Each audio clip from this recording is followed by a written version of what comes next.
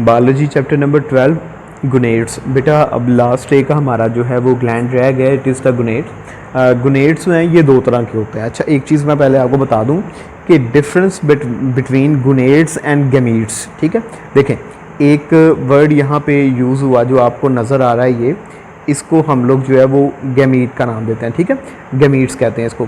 तो ये गैमीट में और इन गुनेड्स में जो है वो क्या फ़र्क है, तो ये समझ लें ज़रा। बेटा जो गुनेड्स होते हैं ना, दे आर ग्लैंड्स। ये क्या होते हैं? ग्लैंड्स होते हैं। यहाँ मैं थोड़ा सा लिख देता हूँ, दे आर ग्लैंड्स।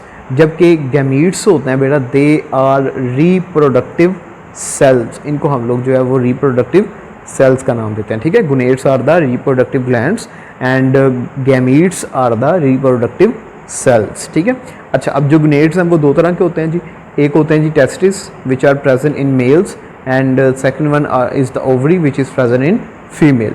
ठीक है, इसी तरह से जो गैमीट्स हैं, जो सेल्स होते हैं बेटा, ये भी दो तरह के होते हैं। First one are the sperms जो कि टेस्टिस से सक्रीट होते हैं and second one is the eggs जो कि ओवरी से सक्रीट होते हैं। ठीक है, तो ये डिफरेंस याद रखेगा जी between the gametes and gonads. Gametes और गुनेड्स उनमें क्या फ़र्क है। अच्छा, तो अब यहाँ पे इसको देखते हैं जी कि गुनेड्स जो हैं इनका हमारी बॉडी में क्या काम है। तो उसने बताया जी testis and ovaries are male and female reproductive organs जिनको गुनेड्स कहते हैं। In addition to produce gametes, gametes बनाने के अलावा, जैसे कि टेस्टिस में मैंने आपको बताया बेटा कि टेस्टिस का जो काम क्या है, स्पर्म्स की फार्मेशन करवाना। ओवरीज का काम क्या है, एग्स की फार्मेशन करवाना।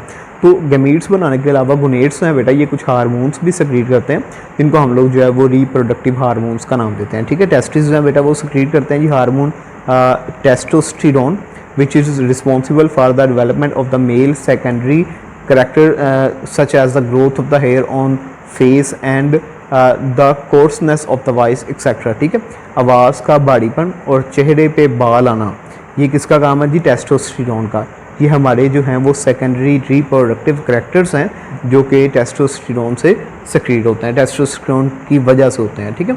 अच्छा, दूसरा जो है बेटा एस्ट्रोजन एंड प्रोजेस्टेरोन, ये दो हार्मोन्स हैं, ये सक्रीट होते हैं जी ओवरी से in females which is responsible for the development of the female secondary characters such as the development of the breast etc. ठीक है, तो ये दो जो हैं इनमें अब आपने याद रखना है कि what is the role of testes and ovaries in male and females। अच्छा, उसके बाद आखिरी टॉपिक पे चलते हैं जी, फीडबैक मैकेनिज़्म। तो इसको भी आज ही जो है वो हम लोग समझ लेते हैं, फिर अगला इससे जो टॉपिक है वो हम लोग कल कर लेंगे। अच्छा, फीडबैक मैकेनिज़्म क्या होता है बेटा? फीडबैक मैकेनिज़्म को समझाने के लिए ना मैं एक छोटी सी एग्जांपल पहले आपको देता हूँ कि फीडबैक मैकेनिज़्म होता क्या है। इसको अच्छे से समझ लीजिएगा, फिर इसकी टाइप्स भी कल हम लोग डिस्कस कर लेंगे। ठीक है।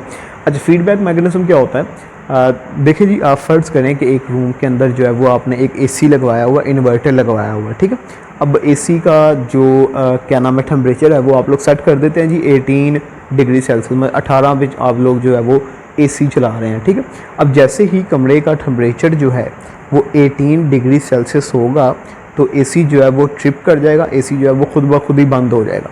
ठीक है, मतलब इससे ज़्यादा वो कूलिंग नहीं करेगा, क्योंकि जितना आपने उस पर टेम्परेचर सेट किया है उतनी उसने कूलिंग कर दी है। अब वो खुद ब खुद ही जो है वो क्या हो जाएगा बेटा? बंद हो जाएगा। ठीक है, ट्रिप कर जाएगा। और जैसे ही रूम का टेम्परेचर 18 से ज़्यादा होने लगेगा फिर एसी चलना स्टार्ट हो जाएगा और फिर जो है वो अपना फंक्शन परफॉर्म करवाने के बाद जो है वो ट्रिप कर जाएगा। अब इस तरह का जो मैकेनिज्म होता है ना, इसको हम लोग फीडबैक मैकेनिज्म कहते हैं। ठीक है, देखें दो चीज़ें होती हैं, एक होती है इनपुट, एक होती है आउटपुट। ठीक है, और एक ऐसा मैकेनिज्म, एक ऐसा रिएक्शन जो अपने आउटपुट की वजह से कंट्रोल होता हो। ठीक है, आउटपुट की वजह से कंट्रोल होता हो, उसको हम लोग जो है वो फीडबैक मैकेनिज्म का नाम देते हैं। ठीक है, देखें दो चीज़ें जैसे कि मैंने आपको बताया जी, एक चीज़ होती है इनपुट, इनपुट और आउटपुट के अंदर जो है वो फ़र्क आपको अच्छी तरह से पता है कि जो सी चीज़ काम कर रही है, जिसमें हम लोग काम कर रहे हैं वो इनपुट है, और जो वो हमें रिस्पॉन्स दे रही है उसको हम लोग आउटपुट का नाम देते हैं। ठीक है, अब देखें इनपुट यहाँ पे जो मैंने आपको एग्जांपल दी है उसमें इनपुट क्या है? एसी। ठीक है, इन्वर्टर जिसको हम लोग कहते हैं, और उसका आउटपुट क्या है कि उसने रूम का टेम्परेचर जो है वो 18 डिग्री सेट करना है, 18 डिग्री करना है, जो कि आपने उसके ऊपर जो है वो सेट किया हुआ है। अब जैसे ही रूम का टेम्परेचर 18 डिग्री सेल्सियस होगा एसी काम करना छोड़ देगा। एसी जो है वो इन्वर्टर जो है वो खुद ब खुद ही ट्रिप कर जाएगा। इसका मतलब है कि ये जो आउटपुट है वो अपने इनपुट को कंट्रोल कर रही है, आउटपुट अपने इनपुट को कंट्रोल कर रही है। तो इस तरह के जो रिएक्शंस होते हैं बेटा, उन रिएक्शंस को हम लोग नाम देते हैं फीडबैक मैकेनिज़्म। ठीक है, बात समझ लगी आपको। अब यहाँ पे हमारे पास जितने भी ग्लैंड्स हमने पढ़े ना, एंडोक्राइन ग्लैंड्स, इनके हार्मोन्स हैं वो खुद ब खुद कांस्टेंट रेट पे सक्रीट नहीं होते रहते, बल्कि जितना जिसका काम होता है वो अपना काम परफॉर्म करवाता है, और उसका जो काम है जब कंप्लीट हो जाता है तो वो ट्रिप कर जाता है, उसकी सक्रीशन जो है वो ख़त्म हो जाती है। ठीक है, ये आगे जब हम लोग इसकी एग्जांपल्स पढ़ेंगे ना, तो इसकी टाइप्स पढ़ेंगे, फिर उसमें जो एग्जांपल्स हैं उनके ज़रिए भी मैं आपको समझा दूंगा। ठीक है, तो इसकी डेफिनेशन आपने ये करनी है कि a reaction which is controlled by its output is called a feedback mechanism. एक ऐसा मैकेनिज़्म जो अपने आउटपुट की वजह से कंट्रोल होता हो, उसको हम लोग जो है वो फीडबैक मैकेनिज़्म का नाम देते हैं। ठीक है, तो इसकी डेफिनेशन और गुनेट्स के बारे में जो है वो अच्छी तरह से याद रखिएगा। इससे आगे जो है वो इंशाल्लाह फिर हम लोग कल डिस्कस करेंगे।